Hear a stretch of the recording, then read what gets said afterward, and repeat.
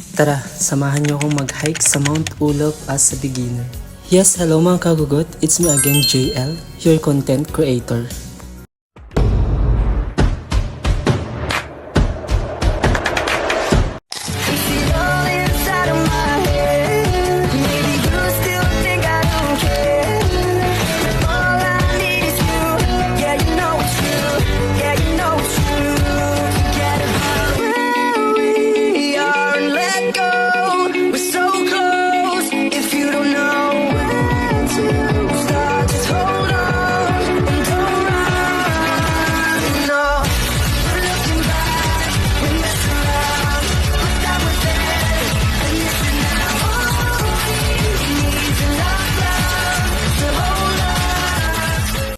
So today we're gonna hike Mount Ulap.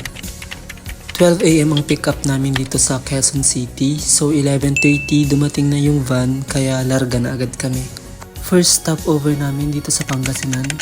Dito na rin kami nag-breakfast. Hindi na kami nag-order kasi may baon naman kami.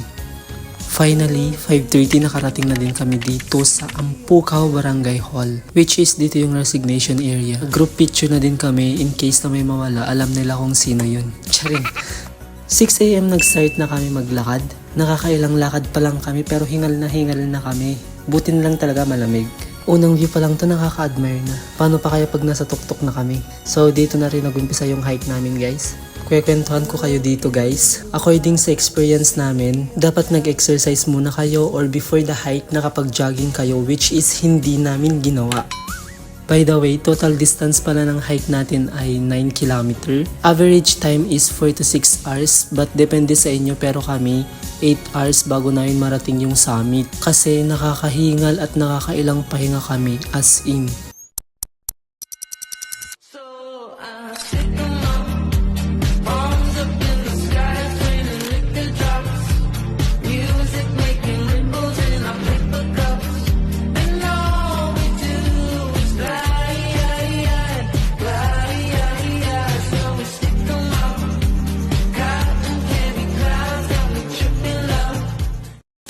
First pick pa lang yung natatapos namin pero parang susuko na agad kami. Pero okay lang yun kasi bawing-bawi naman yung ganda ng tanawin. Dito na rin nag-umpisang mates yung tuhod namin. Kasi yung daan dito pababa, pataas, pababa, tsaka pataas na naman. Finally, nasa second pick na kami.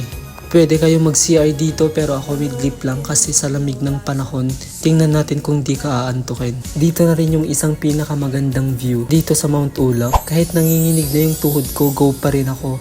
Hindi ko pwedeng i-skip to. By the way guys, yung drone pala is 200 pesos. 3 video shots na yun kaya sulit na yun. Unti-unti nang bumibigay yung paa ko pero dahil natatanaw na namin yung summit, kaya dinaan na lang namin sa kain. I'm so tired. Doon pa kami lalakad guys, oh. Doon pa kami pupunta. Kanina pa kaming alas 6 umakyat. Tapos, it's already 12. Oh my God, I'm tired guys. Finally, 12:30 nasa summit na kami. Mahirap man ang pinagdaanan namin pero sabi nga nila, ang pagod ay panandalian lang. Pero ang tagumpay, pang matagalan yan. So dito, kung saan ang lumalapit sa amin yung ulap. Now I know kung bakit siya tinawag na Mount Ulap. We conquered Mount Ulap! Walang pagtutuda dito silakbot. Tulad ng sulong sa gulit lang ay maglalaho. Oh, oh, ikaw ay sino sa tuktok ng bundok. Ika'y kalungan sa lahat ng gulo. Masukal man ang landas, di man tiyak ang wakas ay lalakbayin. Para lang sumipin ang simay mo. So dito, kinakailangan na naming bumaba. Maglalakad pa kami ng mga 15 minutes bago naming marating yung canteen, which is doon na din kami magtitake ng lunch. 1:48 PM na, tapos na kaming kumain kaya nauna na kaming bumaba.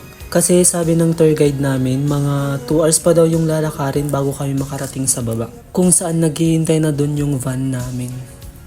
Dito na bumigay yung paa ko kasi bukod sa pababa na siya, May mga hagdan pa na matataas ang agwat. At nag-umpisa na ring umulan. Sabi nila, eto na daw yung pinakamahirap, ang pagbaba. Kaya dito mo kakailanganin yung tungkod. Pero dahil wala kami, pumulot na lang kami ng kahoy sa gilid. Pwede naman yun. So finally, saktong 3 PM nakarating na kami sa baba. Yung feeling na natapos mo na yung Mount Ulap at nakarating na kayo sa van, grabe. Nakakaiyak talaga.